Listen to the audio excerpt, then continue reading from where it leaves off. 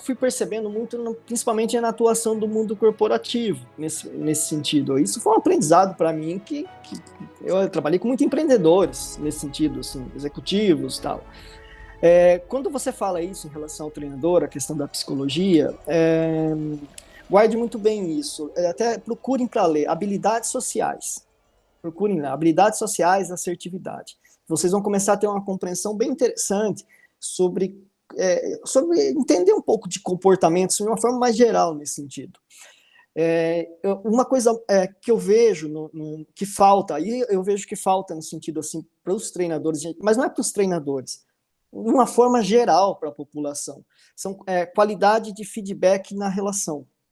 Falar o que sente, saber um posicionamento de falar não e tal. Então, quando eu falo do feedback, é a relação. Então, é o atleta e é o treinador. Acontece muito isso.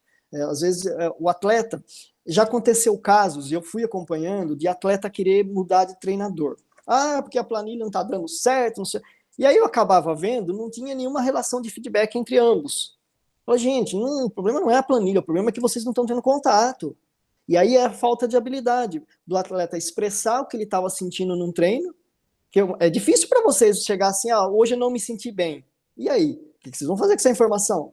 Agora, se ele chegar e falar para o treinador, assim, o atleta falar, olha, hoje eu não me senti bem, me alimentei mal pela manhã, tô tendo um problema familiar para resolver no fim do dia, a minha cabeça hoje não estava concentrada, o jeito dele falar, não estava conectado aqui com o treino, comecei a sentir umas dores nas pernas, tentei, não. Aí, ou seja, você começa a ter mais informações de uma forma mais assertiva, que facilita a sequência ali do trabalho, que você vai fazer no dia seguinte, ou a próxima semana de treinos e tal. E a mesma coisa do treinador. Se o treinador também não incentiva o atleta a isso, e isso até eu tenho um projeto aí para o final do ano, no sentido de ampliar isso, que eu ensino os treinadores estrategicamente a ter esse olhar para o atleta e como colocar, até ele ajudar o atleta a desenvolver o próprio feedback. Que o feedback estando bem alinhado entre ambos, ajuda na autoestima de ambos, na autoconfiança do atleta, a questão da assertividade, claro, fica equilibrada. O treinador começa a perceber um pouco se o atleta está mais estressado ou não, até na parte comportamental, alguns picos de ansiedade, porque tudo, às vezes a falta de feedback dificulta demais qualquer processo, em qualquer área, não é só um treinador, em qualquer área organizacional, eu trabalhei muito isso, com gestores e equipes. Se não tinha feedback ali, não tinha resultado nesse ponto, não tinha um contexto para gerar motivação, entende? Nesse ponto. Sensacional, muito legal saber disso, porque acho que a gente está precisando bastante, principalmente porque os treinadores hoje em dia têm muitos atletas, né? Sim, exatamente. E é um ponto importante isso. Eu falo isso para os meus atletas, eu falo meus atletas, né, os atletas que eu trabalho, sempre estar em contato com seus treinadores. E alguns treinadores que eu até conheço nesse sentido, por exemplo, vamos pegar, tem o Guilherme Miller, Mário Couto, tal, eu conheço o Gustavo D'Ottaviano.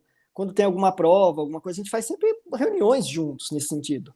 Então, não é que a gente somos parceiros deles, né, no processo. Então, com o Gustavo, eu tenho uma sintonia muito forte nessa questão de entender o treino e ele entender as questões comportamentais do atleta. Aí influencia também no próprio processo dele de desenvolvimento com o próprio Guilherme, nesse sentido. Então, assim, do meu lado, eu entendo isso como cada vez mais colocar uma visão profissional dentro do processo do atleta. E o atleta adora isso nesse sentido. E eu faço isso com outros atletas ditos como amadores, tá? Eu deixo o campo aberto a isso para o atleta, se ele quiser que eu faça um contato com o treinador, vez ou outra esporádico, tá?